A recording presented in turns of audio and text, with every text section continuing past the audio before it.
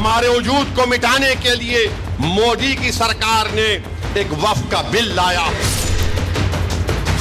अगर ये वक्फ का कानून बनेगा तो मुल्क में सोशल इंस्टेबिलिटी पैदा होगी। हम एक मस्जिद को खो चुके हैं मोदी, अब कोई मस्जिद कब्रिस्तान को नहीं खोएंगे।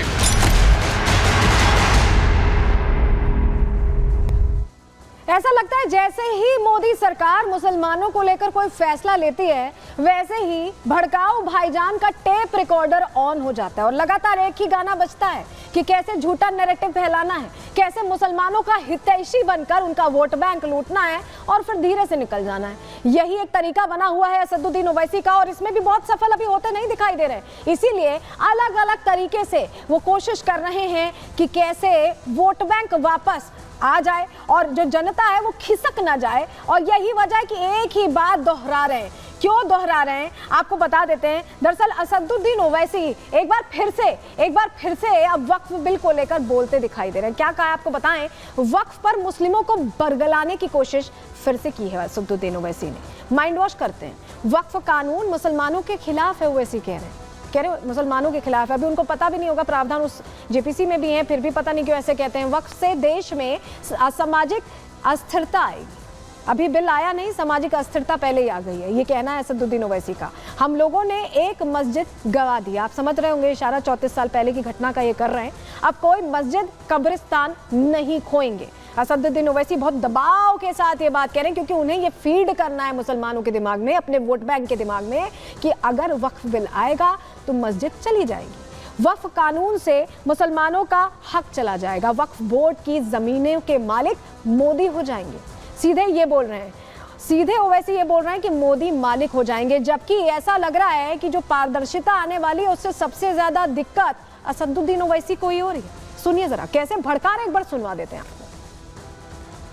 हमारे वजूद को मिटाने के लिए, हमारे मस्जिदों को छीनने के लिए, हमारे कब्रिस्तानों को खत्म करने के लिए, दरगाहों को मिसमार करने के लिए, खानकाहों को वीरान करने के लिए मोदी की सरकार ने एक वक्फ का बिल लाया।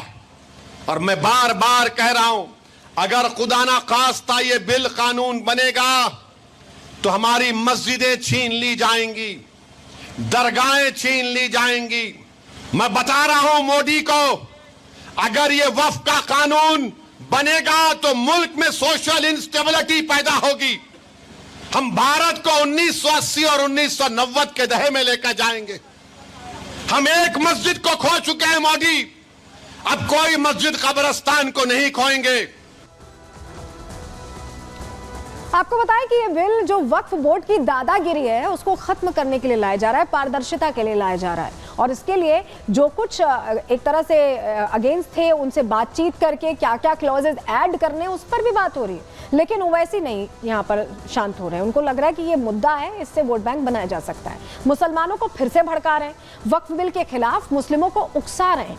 वक्फ बिल के खिलाफ एकजुट हो मुसलमान, आह्वान कर रहे हैं कि सब एकजुट हो जाओ तभी कुछ हो पाएगा। ओवैसी मुस्लिम नौजवानों ने चूड़ियां नहीं पहनी है ये तक कह दे रहे हैं। अब सोचिए, युवा अपनी जान मस्जिद पर कुर्बान कर देंगे। पढ़ाई लिखाई का मौसम है, वो कह रहे हैं मस्जिद पर जान कुर्बान कर देंगे। मुसलमान अपनी मस्जिदों के लिए लड़ेगा, बुजुर्ग भी मस्जिद की हिफाजत में मरेगा। ओवैसी इस तरह के भड़काऊ बोल रहे हैं। सोचिए क्या किस तरह का एक माइंड गेम है ये कि सीधे वहां हिट करना है जिससे असर पड़े और अपने साथ ले चलना है। मुसलमानों के लिए मोदी के दिलों में नफरत भरी है, इसीलिए वक्फ कानून ला रहे हैं। ओवैसी ये कह रहे हैं और इसी बात को दोहराने की कोशिश कर रहे हैं। लेकिन हम आपको बताते हैं, ये जो बार बार बड़ा मुस्लिम हितैषी बनकर एक तरह से विशेष समुदाय के इकलौते मसीहा नेता बनने की कोशिश करते हैं कि यही सारी बातें आगे ले जाएंगे, ऐसा कर क्यों रहे हैं? इसके पीछे मंशा क्या है? हम आपसे कह रहे हैं कि वोट बैंक है, लेकिन आपको बताएं असली वजह ये है। देखिए, ओवैसी की जो सियासी जमीन, अभी जो हालात हैं उनके, वो सियासी जमीन हिलती दिखाई दे रही, खिसकती दिखाई दे रही, उसी से टेंशन में है।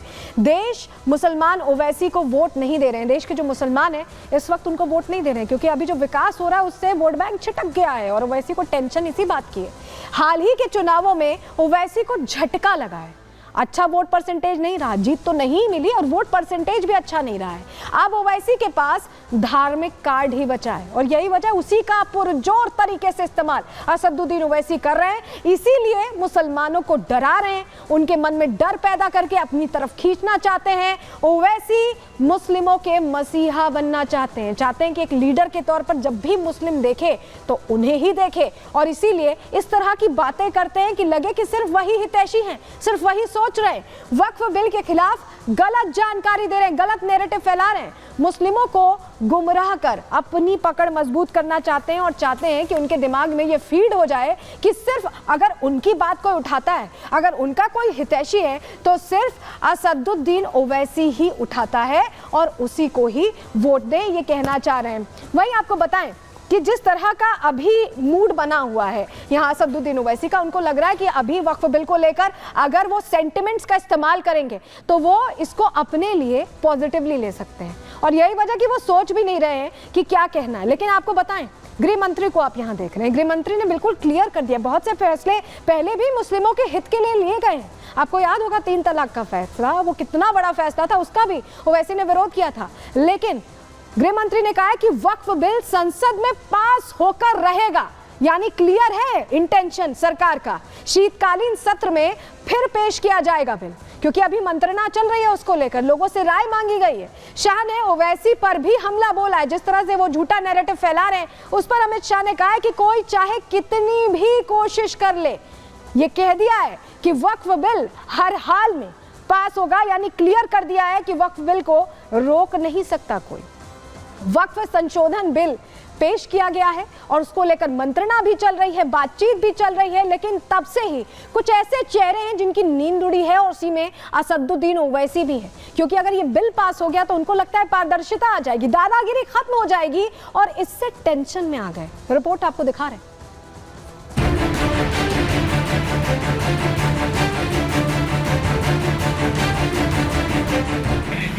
याद रखिए, ये बिल अगर पास हो गया तो हमारी मस्जिदें छिन जाएंगी।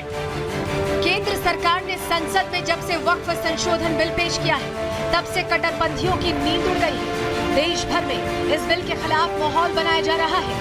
कट्टरपंथियों ने गली गली घूमकर मुसलमानों को गुमराह किया। याद रखिए, ये बिल अगर पास हो गया तो हमारी मस्जिदें छिन जाएंगी। आम मुसलमानों को ढाल बनाकर इस बिल के खिलाफ साजिश रची गई। कट्टरपंथी ताकतों ने QR कोड वाली मुहिम चलाकर बिल के खिलाफ जेपीसी को राय भेजी।